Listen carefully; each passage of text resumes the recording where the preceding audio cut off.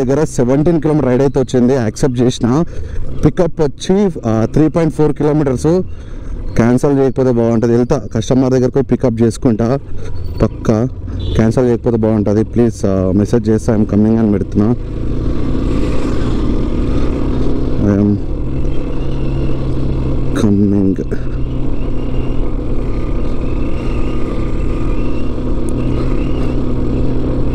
Don't cancel please.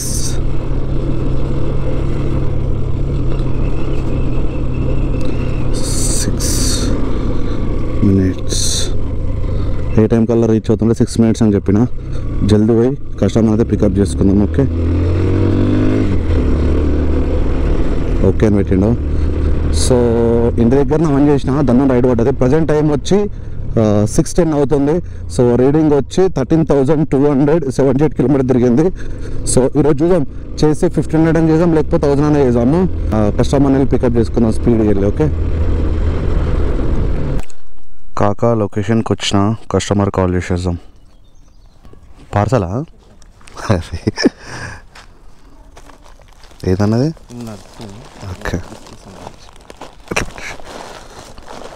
OTP 2724.